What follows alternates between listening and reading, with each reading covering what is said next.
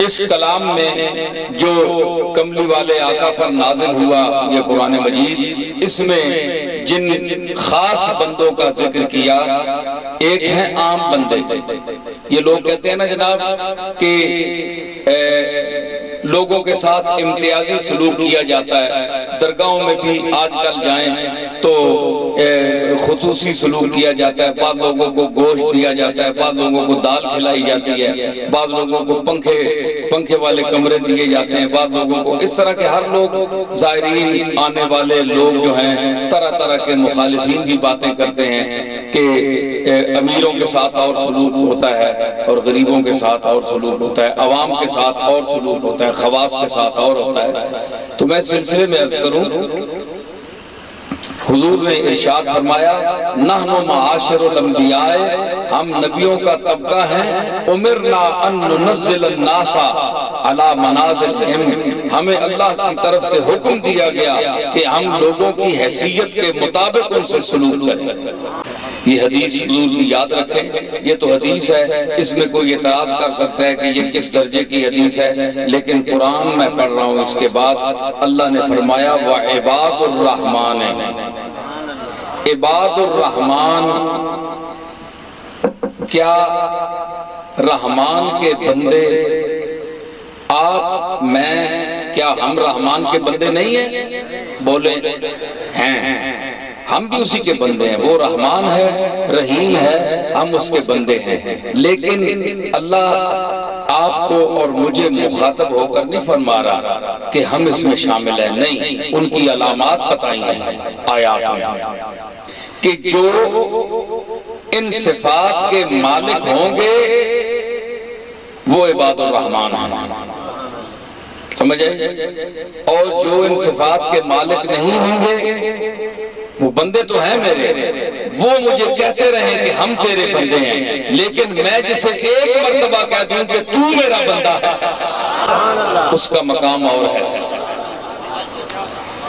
سارا دن تسبیح آپ چلاتے رہیں، اللہ اللہ اللہ، اے اللہ میں تیرا بندہ ہوں، شام کو اللہ کہے ذرا اپنے گریبان میں جھانک کہ تو نے میری بندگی کہ جو تقاضے ہیں وہ پورے کیے، کہ تو مجھے اپنا بندہ کہہ رہا ہے کہ میں تیرا بندہ ہوں، اور مجھے آقا کہہ رہا ہے، مالک کہہ رہا ہے، نہیں میں تیری بندگی تسلیم نہیں کرتا، پیدا میں نے کیا تجھے لیکن تو میرا بندہ نہیں ہے، تو خلافت فی الارض کا وہ مستحق نہیں ہے جو خلافت میں نے انسان کو عطا کی تھی، تو نے میرے تقاضے پورے نہیں کیے بندگی کے۔ اور اگر شام کے وقت اللہ ایک مرتبہ فرما دے کہ تو میرا بندہ ہے، سارا دن بندہ یہ کہتا رہے کہ میں تیرا بندہ ہوں، میں تیرا بندہ ہوں، وہ شام کو رد کر دے، اس سے یہ بہتر ہے نا کہ شام کو وہ ایک مرتبہ کہہ دے کہ تو میرا بندہ ہے، مور لگ گئی، سند مل گئی۔ تو یہ لوگ جو ہیں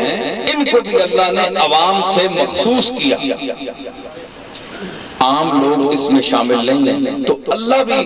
مخصوص کر رہا ہے۔ اب عوام یہ کہیں جناب کہ ہمیں اللہ نے اپنا بندہ کیوں نہیں کہا، اللہ نے معاذ اللہ ناانصافی کی ہے،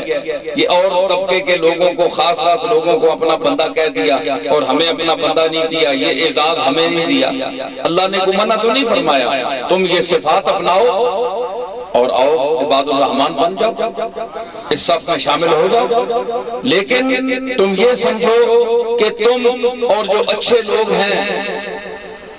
اس کے مقبول ہیں، اس کے محبوب ہیں، اس کے متبعین ہیں، ان کے ساتھ تم بغیر کسی عمل کے اس درجے تک پہنچ جاؤ تو یہ بہت مشکل ہے۔ اسی طرح دنیا میں بھی انسان سلوک جو کرتا ہے لوگوں سے، تو حضور کے اس ارشاد جو میں نے عرض کیا ہے کہ علی منازلہم امرنا ان ننزل الناس علی منازلہم، کہ لوگوں کو وہ ان کے درجے کے مطابق ان سے سلوک کریں۔ ٹھیک ہے نا؟